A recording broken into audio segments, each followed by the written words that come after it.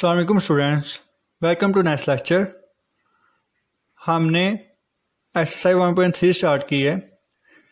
इसमें हमने पहले 6 क्वेश्चन किए थे। आज क्वेश्चन नंबर 7 करेंगे। क्वेश्चन नंबर 7 में एक इक्वालिटी की प्रॉब्लम है। हमने पढ़ा था कि दो मैट्रिक्स इक्वल कब होते हैं। हम दो मैट्रिक्स को इक्वल तब कह सकते हैं जब उनका ऑर्डर सेम होता है और उनमें कॉरेस्पॉन्डिंग एंट्रीज सेम होती हैं। तो ये एक इक्वालिटी की प्रॉब्लम है और इसमें हमने ए जो कि अननोन वैल्यूज़ हैं, ए और बी की वैल्यू फाइंड करनी है। तो हम इसे सॉल्व करते हैं। सबसे पहले ये 2 जो है इससे मल्टीप्लाई हो रहा है तो हम मल्टीप्लाई करेंगे। 2 को 2 से मल्टीप्लाई किया तो हमारे पास आ गया 4। आगे 2 को 4 से मल्टीप्लाई किया तो हमारे पास आ गया 8। 2 को -3 से मल्टीप्लाई किया तो आ गया हमारे पास -6। और इसी तरह जब हमने 2 को a से मल्टीप्लाई किया तो हमारे पास आ गया 2a। दरमियान में प्लस वैसे ही। अब 3 इस मैट्रिक्स से मल्टीप्लाई हो रहा है तो हम 3 को मल्टीप्लाई करते हैं। 3 को 1 से मल्टीप्लाई किया तो हमारे पास आ गया 3। आगे 3 को b से मल्टीप्लाई किया तो 3b आ गया। 3 8 आर 24 एंड 3 - 4 आर -12। तो इसको हम ऐसे ही लिख लेते हैं, ये हम इसके इक्वल है। अब इन दो मैट्रिक्स को ऐड करेंगे। 4 में हमने 3 ऐड किए तो हमारे पास आ जाएगा 7। इस तरह 8 + 3b -6 में +24 किए तो हमारे पास आ गया +18 एंड 2a -12 आ जाएगा, क्योंकि प्लस माइनस मल्टीप्लाई होकर माइनस आ गया और 2a -12 आ गया। और ये जो मैट्रिक्स है इस मैट्रिक्स के इक्वल है, क्योंकि ये हमें गिवन में दिया हुआ है। तो हमें पता है कि दो मैट्रिक्स इक्वल होते हैं जब उनका ऑर्डर सेम हो। तो इन दोनों मैट्रिक्स का ऑर्डर भी सेम है और इसमें कोरेस्पॉन्डिंग एंट्री भी सेम होनी चाहिए। तो देखा गया तो इनमें जो फर्स्ट एंट्री है वो सेम है, दोनों की 7 है। इसी तरह सेकंड एंट्री भी सेम है, क्योंकि उसने बता दिया है। तो ये इक्वल मैट्रिक्स है, इसलिए उनकी जो कोरेस्पॉन्डिंग एंट्रीज है वो भी सेम होगी। तो हम कह सकते हैं कि 8 + 3b इक्वल है 10 के। तो 18 भी इक्वल है। तो हमने अननोन वैल्यूज निकाल दी हैं। तो हम इन दोनों को दो इक्वेशन बना लेंगे। जैसे कि इक्वेशन बनेगी 2a - 12 = 1। तो हम दो इक्वेशन बनाएंगे और इनसे हम इनकी वैल्यू फाइंड करेंगे। तो ये हमारे पास दो इक्वेशन आ गई। एक इक्वेशन है 8a + 3b = 10 और एक है 2a - 12 = 1। पहले हम इस साइड को सॉल्व करते हैं, इस इक्वेशन को। अब हमने जिसकी वैल्यू निकालनी है उसे इस साइड पे रहने देंगे, एक साइड पे ही, और जो इसके साथ है 8 है इसे हम दूसरी साइड पे ले जाएंगे। तो 8 उधर जाके हमारे पास आ जाएगा 10 - 8। 8 उधर जाके माइनस का हो जाएगा, इधर प्लस का था। अब आगे क्या होगा, 10 में से हम जब 8 निकालेंगे हमारे पास आ जाएगा 2। और हमें पता है कि जो मल्टीप्लाई हो रहा हो, जैसे कि b3 जो है b से मल्टीप्लाई हो रहा है, जब इक्वल के उस साइड पे जाएगा तो ये उधर जाके डिवाइड हो जाएगा। तो 3 उधर जाके 2 के साथ डिवाइड हो गया। तो ये हमारे पास एक वैल्यू आ गई, b की वैल्यू आ गई है, जो कि है 2/3। इसी तरह हम इस क्वेश्चन में भी इस क्वेश्चन में से a की वैल्यू फाइंड करेंगे। अब 2a को हम इस साइड पे रहने देंगे और जो -12 है उसे उस साइड पे ले जाएंगे और -12 उधर जाके +12 हो जाएगा। तो ये आ गया हमारे पास 1 + 12। 1 + 12 13 और ये 2 इधर मल्टीप्लाई हो रहा है, उधर जाके डिवाइड हो जाएगा। तो ये हमारे पास a की वैल्यू भी आ गई। तो हमने a और b की वैल्यू फाइंड करनी थी और हमने कर ली। a की भी वैल्यू हमारे पास आ गई है और b की भी वैल्यू फाइंड कर लिया। आगे क्वेश्चन नंबर 8। क्वेश्चन नंबर 8 में हमारे पास दो वैल्यूज हैं। ए की भी वैल्यूज हमारे पास है और बी की वैल्यू भी हमारे पास गिवन है। तो हमने कुछ क्वेश्चंस को वेरीफाई करना है। पहला क्वेश्चन है a - b का होल ट्रांसपोज बराबर है a का ट्रांसपोज -b का ट्रांसपोज। तो पहले हम लेफ्ट हैंड साइड लेंगे और इसे हम सॉल्व करते हैं। तो लेफ्ट हैंड साइड को हमने लिया और हमने a की जगह a की वैल्यू पुट कर दी और b की जगह b की वैल्यू पुट कर दी और इसका होल ट्रांसपोज वैसे का वैसे लिख लिया। पहले हम इनको माइनस करेंगे और फिर इसका ट्रांसपोज लेंगे। जब हमने इसको माइनस किया तो हमारे पास आ जाएगा 1 में से 1 माइनस किए हमारे पास आ गया 0। 2 - 1 1 और 0 माइनस 2 हमारे पास आ गया -2 एंड 1 माइनस 0 1, और इसका ट्रांसपोज वैसे का वैसे ही, क्योंकि हमने इसको पहले माइनस करना था फिर इसका ट्रांसपोज लेना था, हमने इसको माइनस कर दिया है, अब इसका हम ट्रांसपोज लेंगे। इसका जब हमने ट्रांसपोज लिया तो ट्रांसपोज में क्या करना है, रो को कॉलम में चेंज कर दें या कॉलम को रो में चेंज कर दें। तो इसको हम क्या करते हैं कि इसकी जो रोज हैं इसको कॉलम में चेंज कर देते हैं। तो इसकी रोज है, फर्स्ट रो है 0 1 और इसको हमने कॉलम में चेंज कर दिया। इसी तरह इसकी सेकंड रो को भी सेकंड कॉलम में चेंज कर दिया। तो ये हमारे पास लेफ्ट हैंड साइड आ गया।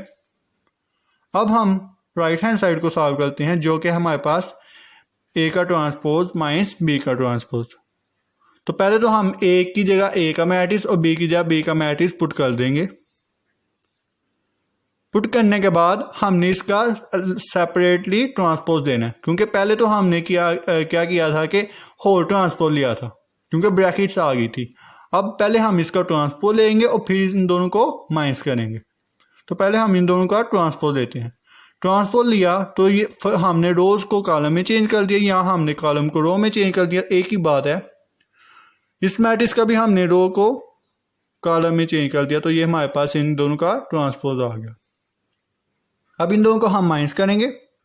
माइनस किया 1 माइनस 1 हमारे पास आ जाएगा 0, 0 माइनस 2 -2, 2 माइनस 1 1 एंड 1 माइनस 0 हमारे पास आ जाएगा 1।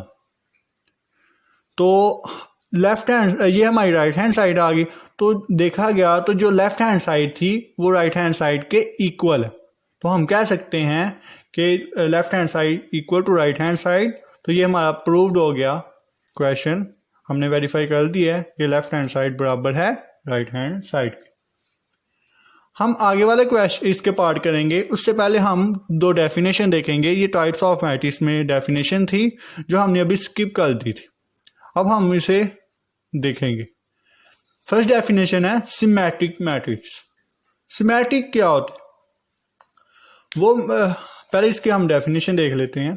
अ square matrix is called symmetric if it is equal to its transpose. वो कह रहा है कि हमारे पास एक स्क्वायर मैट्रिक्स है, वो हम उसे हम सिमेट्रिक कह सकते हैं अगर हम ट्रांसपोज लें वो उसी के बराबर आ जाए। फॉर एग्जाम्पल हमारे पास एक मैट्रिक्स ए है, अगर हम ए मैट्रिक्स का ट्रांसपोज लेते हैं तो वो ए के ही बराबर आ जाता है, तो हम कहेंगे ये सिमेट्रिक है।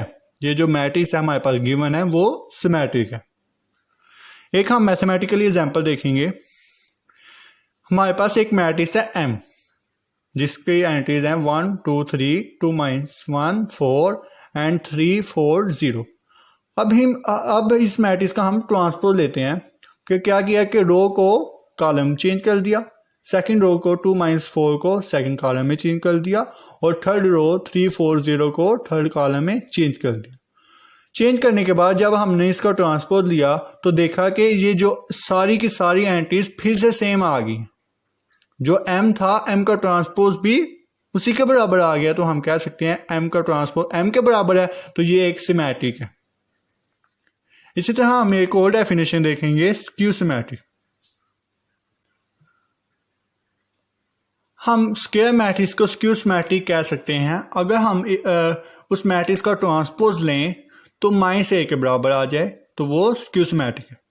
जैसे कि इधर बताया हुआ है कि एक स्क्वायर मैट्रिक्स स्क्यू सिमेट्रिक है अगर हम a का ट्रांसपोज ले रहे हैं तो वो -a के बराबर है, तो उसे हम स्क्यू सिमेट्रिक कहेंगे। हम एक इसकी भी एग्जांपल देखेंगे। हमारे पास एक मैट्रिक्स है A, उसकी एंट्रीज हैं 0 2 3 -2 0 1 -3 -1 0। हम इसका ट्रांसपोज लेंगे, रो को कॉलम में चेंज कर लेते हैं, 0 2 3 को कॉलम में चेंज कर दिया 0 2 3। इसी तरह हमारे सेकंड रो को सेकंड कॉलम में चेंज कर दिया और थर्ड रो को थर्ड कॉलम में चेंज कर दिया। तो जब हमने इसका ट्रांसपोज लिया तो हमने देखा कि जो मैट्रिक्स A था उसकी जो सारी एंट्रीज हैं, जो A का हमारे पास ट्रांसपोज आया है उसकी एंट्रीज से रिवर्स हैं। रिवर्स से मतलब साइन चेंज है। इन एंटीज है, एंटीज तो सेम है लेकिन बस साइन इनका चेंज है। तो हम क्या करेंगे कि इसमें से हम माइनस को कॉमन निकाल लेंगे, बाहर निकाल लेंगे। जब हम इस मैट्रिक्स में से माइनस बाहर निकालेंगे तो इस मैट्रिक्स में जितने भी एंटीज हैं सबका साइन चेंज हो जाएगा। तो ये फिर से मैट्रिक्स ए बन गया। तो हम क्या इसकी जगह ए पुट कर सकते हैं, तो ये हमारे पास आ जाएगा माइनस ए। तो देखा गया कि अगर जब हमने ए का ट्रांसपोज लिया है तो ये माइनस ए के बराबर आ गया। तो ऐसा मैट्रिक्स जिसका हम ट्रांसपोज लें वो माइनस ए के बराबर आ जाए, या हम कह सकते हैं नेगेटिव ऑफ अ मैट्रिक्स के बराबर आ जाए उसे नेगेटिव, तो हम कह सकते हैं कि ये एक स्क्यूज मैट्रिक है। आगे फिर क्वेश्चन की तरफ चलते हैं। हमारे पास क्वेश्चन है, इसमें दो हमारे पास वैल्यूज हैं ए और बी की। हमने वेरीफाई करना है A plus A T is symmetric. हमने बताना ये है कि अगर हम ए प्लस ए टी जो है वो सिमेट्रिक है या नहीं। तो पहले हम ए प्लस ए टी फाइंड करेंगे और फिर बताएंगे। तो इसे सॉल्व करते हैं। हमारे पास ए प्लस ए टी में हमने पहले तो एक मैट्रिक्स की वैल्यूज पुट कर दी। वैल्यूज पुट करने के बाद इधर हम पहले इसका ट्रांसपोज लेंगे। तो हमारे पास ट्रांसपोज आ जाएगा, ये रो को कॉलम में चेंज कर दिया, दोनों रोज को दोनों कॉलम में चेंज कर दिया। अब इनको ऐड करते हैं तो हमारे पास आ जाएगा 1 + 1 2, 2 + 0 2, 0 + 2 2 एंड 1 + 1 2। तो ये हमारे पास आ गया ए प्लस ए टी। हमने बताना है कि ये एक सिमेट्रिक है। तो हम सिमेट्रिक वो होता है जिसका हम ट्रांसपोज लें वो उसी के बराबर आ जाए। तो हम इसका ट्रांसपोज लेते हैं। तो हमने इसका ट्रांसपोज लिया तो फिर से ये ए प्लस ए टी के ही बराबर आ गया। जो हमारे पास गिवन मैट्रिक्स है आ गया है, इसका हमने ट्रांसपोज लिया, ये इसी के बराबर आ गया। तो हम कह सकते हैं ये एक सिमेट्रिक है। तो ये वेरीफाई हो गया। अब हम देखते हैं क्वेश्चन नंबर 6 देखते हैं।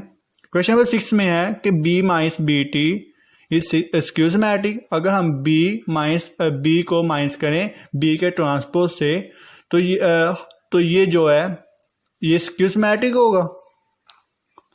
तो पहले हम बी माइनस बी टी को फाइंड करेंगे। पहले हमने वैल्यूज पुट की, बी की जगह बी का मैट्रिक्स पुट कर दिया और फिर हम इसका ट्रांसपोज लेते हैं। जो सेकंड में बी है इसका ट्रांसपोज लेते हैं। ट्रांसपोज लेने से हमारे पास आ जाएगा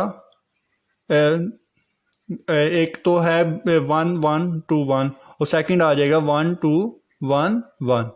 ये हमने इसका ट्रांसपोज लिया, रो को कॉलम में चेंज कर दिया।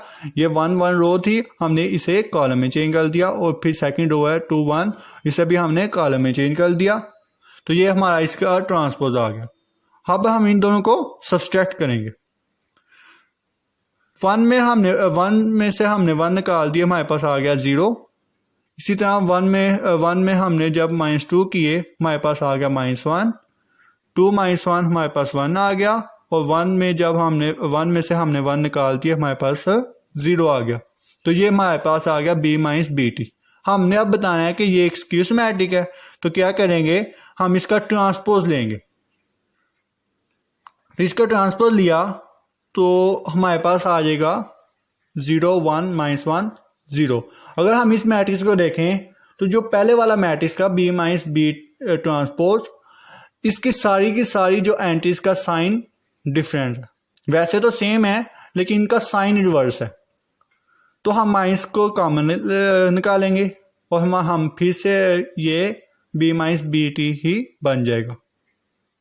माइनस को कॉमन निकाला और इसकी जगह फिर से हमने पुट कर दिया बी माइनस बी का ट्रांसपोज। तो हमने देखा कि ये अगर हमने इसका ट्रांसपोज लिया है तो ये फिर से ये जब हमने इसका ट्रांसपोज लिया है ये माइनस के बराबर आ गया, उस मैट्रिक्स के माइनस के बराबर आ गया। तो नेगेटिव ऑफ अ मैट्रिक्स आ गया। तो हम कह सकते हैं ये एक स्क्यूज मैट्रिक है। तो ये था हमारा आज का लेक्चर। मिलते हैं अगले लेक्चर में, तब के लिए